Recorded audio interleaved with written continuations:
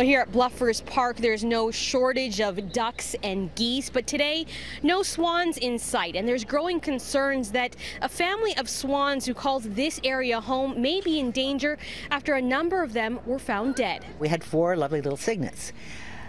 Then we had 3. Then we had 2. And at that point, we started to get really worried. I don't think they're anywhere around today. Penny Barr is concerned about a trumpeter swan family who she's watched raise generations of cygnets in Bluffer's Park for the last 16 years. We see ourselves as the stewards of the wildlife. We've witnessed many broods of cygnets, lost lots of them, and saved lots of them too. But she and her neighbors were unable to save 2 that suddenly became ill last week, prompting them to call Toronto Wildlife for help. It just seemed a little strange, but the timing and the fact that they seemed fine one day and in a great condition the next.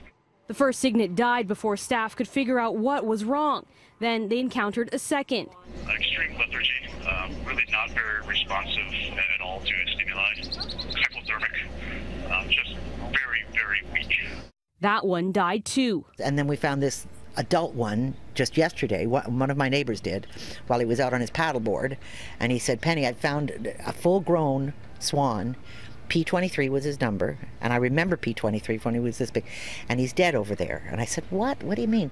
Toronto Wildlife hasn't been able to locate the remains of that yearling, and they don't know if the death is connected. To my mind, it's either disease, poison, or some sort of a water-related problem.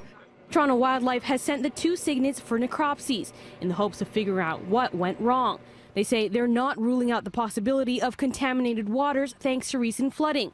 Or it could be something the birds ate. Staff don't recommend feeding bread to any birds since it's difficult for them to digest, but they admit it's not likely to result in death. There could be any number of things going on or any number of diseases, or maybe there's not a disease process at all. Well, I hope wherever they are, they're safe. The 3 deaths are being called a localized incident. Toronto Wildlife did locate the 2 adult swans and their remaining 2 cygnets later today. They say staff will monitor them closely, but they do seem to be in good health. And Barr hopes they'll stay that way.